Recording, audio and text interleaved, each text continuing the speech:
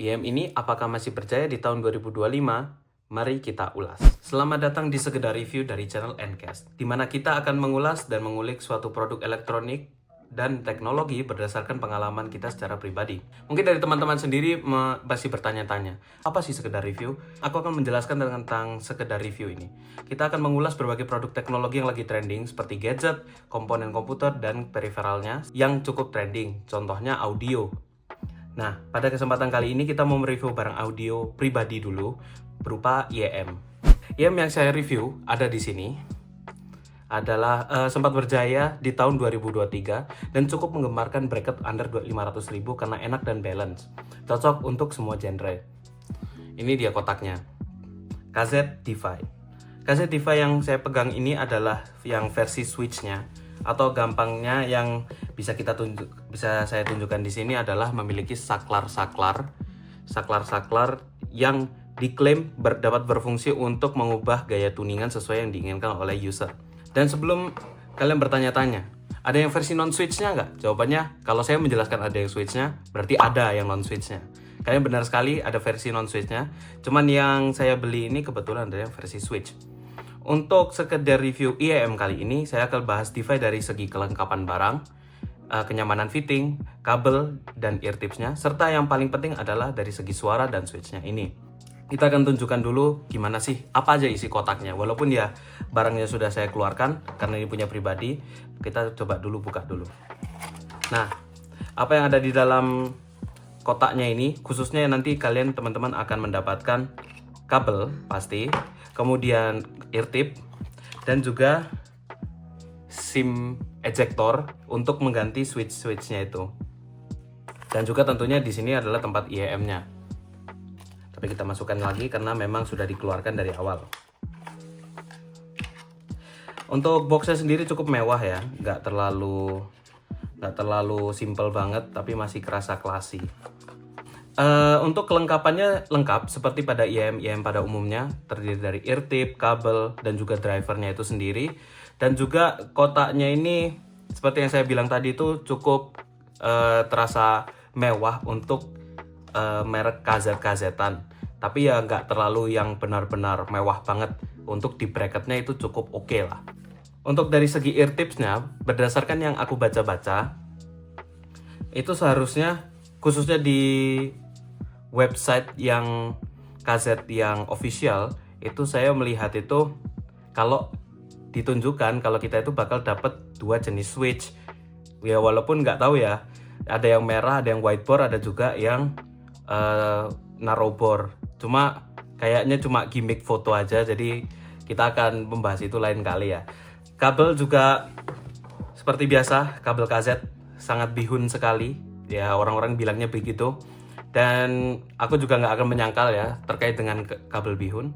Kabelnya juga sudah ada mikrofonnya, jadi bisa buat nelpon, gaming, dan atau mungkin ya bicara di Discord atau melakukan hal-hal dengan yang lain-lain itulah. Nah ini dia RT bawaan KZ, bisa dilihat ya. Nah ini ada sedikit, ada groove-nya sedikit di sini di bagian ujungnya. Aduh, nggak kelihatan. Nah ini ada itunya. Juga ada ya seperti RT biasa, itu sudah cukup snug dan enak. Tapi bisa di-upgrade lagi supaya lebih snug dan enak lagi, lebih nyaman lagi. Itu aku pakai SpinFit CP145 ukuran M. Ini dia gambarnya, SpinFit CP145. Terus untuk drivernya sendiri itu pakai bahan metal. Bahan metalnya ini juga mengingatkan saya pada produk-produk KZ yang lain seperti KZ Castor atau mungkin dari CCA seperti CCA Polaris, dan juga beberapa yang lain seperti KZ Saga. Untuk suaranya dari KZ DeFi ini, karena yang versi switch-nya sebenarnya ada 16 gabungan tuningan yang bisa disesuaikan sesuai dengan selera. Nah, ini bisa dinaik turunkan satu sama lain. Aku akan pakai ini untuk menggantinya. Ini bisa dinaik turunkan. Aduh, nggak kelihatan. Ini bisa dinaik turunkan. Nah, itu ada suara kliknya. Itu buat mengganti tuning suara yang customize lah ya, sesuai dengan kemauan kalian lah. Nah, KZ Diva ini pakai single dynamic driver ukuran 10 mm yang diklaimnya itu pakai dual magnetic dynamic driver, cuman ya nggak paham aja saya maksudnya itu apa. Untuk konfigurasi switch down semua di sini bisa dilihat ya, konfigurasi switch down. Bentar. Nah, contohnya ketika konfigurasi switch down itu kebalik ya. Ini ya. Ini. Ketika konfigurasi switch down, semuanya di down kan, itu suaranya cukup balance dan bening dan juga ya clean lah. Kita untuk review suaranya akan dibagi menjadi beberapa sektor seperti bass, mid, treble, dan juga dari segi teknikalitas seperti soundstage atau mungkin layering dan sebagainya. Nah, untuk bassnya sendiri itu dia rumble bassnya itu cukupan juga, tapi bukan tipikal bass head banget, bisa memberikan ya kayak gemuruhnya itu yang bagus, tapi juga nggak terlalu pendek. Jadi suara frekuensi rendah itu kayak string bass atau gitar bass itu dia masih oke dan masih bagus. Terus kemudian mid bassnya itu punchy banget, dan decay-nya bukan yang paling cepat, sedikit banget ekor bass dan memberikan kualitas mid bass yang bagus. Selain itu mid bassnya itu juga deep, kerasa dakduk, padat dan full, nggak kerasa kopong. Untuk bassnya KZ Diva ini secara keseluruhan bagus dan nggak kebeleberan ke instrumen lainnya. Untuk midnya ini karena karakter V-shape, sebenarnya midnya itu udah cukup clean, nggak ada kasar-kasarnya. Setiap instrumen itu juga kerasa terpronounce dengan baik dan memberikan feel yang bening. Vokal cowok dan cewek juga nggak merasa dilebih-lebihkan dan juga nggak dikurang-kurangkan banget, nggak shouty dan sibilance, tetapi kerasa energik. Secara keseluruhan untuk midnya ini instrumen seperti piano, harmonika dan gitar itu kerasa smooth, nggak ada yang kasar.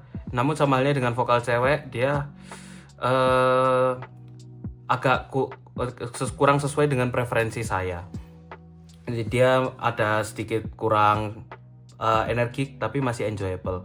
Untuk kesannya itu nggak terlalu kasar, agak smooth di sini, memberikan feel yang jernih juga. Dari segi treble-nya itu cukup extend, tapi nggak extend banget. Treble-nya ini ngebantu buat micro detailing juga. Treble-nya ini gigit tapi nggak sakit. Juga masuk ranah safe aja untuk treble head kayak saya. Hampir serasa kurang juga, tapi tetap satisfying ketika ngedenger micro detail yang rich ini. Nah, ditinjau dari treble ini, kerasa kalau KZ ini tuningannya agak laid back. Frekuensi treble-nya ini juga roll off-nya juga kalau aku lihat di grafiknya juga agak langsung turun gitu ya. Timbrenya juga kerasa natural, nggak ada grainy juga. Dipakai instrumennya bener nggak ada yang kasar, masih safe dan smooth. Untuk instrumen kayak contohnya simbal itu dia itu kerasa cempreng tapi nggak kedengeran. Intinya dia masih ada tapi nggak sampai hilang gitu loh. Nah, untuk teknikalitas itu cukup luas ya, khususnya dari segi soundstage itu cukup luas dan kanan kiri, dan juga kedalamannya juga lumayan oke. KZ Diva ini juga pinpointnya cukup akurat, kerasa kepisah juga nggak gaduh-gaduh banget dari segi layeringnya dan juga clarity-nya. Tapi meskipun itu dia masih tetap kalah dari dari segi teknikalitas sama IE200 yang ya merupakan dailyku lah, yang sering aku pakai ini. Tapi untuk harganya ini sangatlah worth it dan cukup memuaskan. Nah, untuk micro detailnya itu kerasa cukup ngejar juga. Kalau dikasih lagu rock dan metal ini bener-bener cocok banget, dan cocok buat gaming ya, khususnya kalian yang pecinta FPS. Jadi buat dengerin setiap musuh itu masih kerasa bagus banget gitu. KZ Diva pun gak akan tumbang di tahun 2025 tanpa perlawanan. Nah, IM ini punya beberapa trik di balik kantongnya. Nah, ini dia triknya tentang switch. Nah, switchnya KZ Diva ini punya beberapa saklar ya, 4 saklar lah. Masing-masing driver itu punya 4 di setiap housingnya. kombinasinya itu ada kurang lebih ada 16 kombinasi tuningan ya, yang nggak mungkin aku bahas sekarang, tapi mungkin aku jelasin secara singkat aja terkait dengan fungsi dan nomor switchnya. Nah, untuk nomor 1, 2, 3 itu dia itu akan mengontrol bass. Nah, untuk switch 4 itu dia mengontrol treble yang punya spesialitas sendiri. Nah, ketika saya pakai tanpa switch yang dinaikkan, intinya semuanya down, itu butuh volume di 35-40 di laptop. Namun apabila yang 4 dinyalakan, meskipun bersamaan dengan switch 1, 2, dan 3, tapi terasa keluar suaranya dan volume 30 itu udah cukup. Kembali kita kutip dari website resmi KZ dan pembahasan grup audio Indonesia sebelumnya.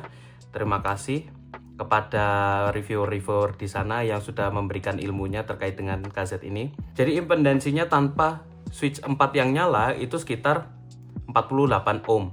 Untuk perbandingan, non-switch version itu cuma 23,5 ohm dan Sennheiser IE200 itu cuma 18 ohm. Jadi ini benar-benar sekitar 2-3 kali lipat daripada Sennheiser IE200. Switch 4 ini krusial banget buat ngederek kaset DeFi ini. Nah, ketika kita nyalakan switch 4, mid yang sebelumnya udah clean dan bening ini jadi lebih clean dan energik lagi. Jadi lebih kerasa lagi treble-nya itu. Nah, saya sendiri juga udah sering utak-atik di switch 1, 2, dan 4 untuk memberikan clarity dan juga rasa instrumen yang lebih jernih dan tapi tetap fun. Nah, untuk kesimpulannya, IEM pertama yang saya review ini sudah cukup worth it dari segi harganya di sekitar 200-300an ribu karena tonal dan teknikalnya. Tapi untuk IEM under 300 di pasaran ini kebetulan banyak. Walaupun menurut pribadi masih sangat sanggup untuk bersaing. Namun mungkin bisa kalah gimmick dari segi box waifu dan juga mungkin box waifu.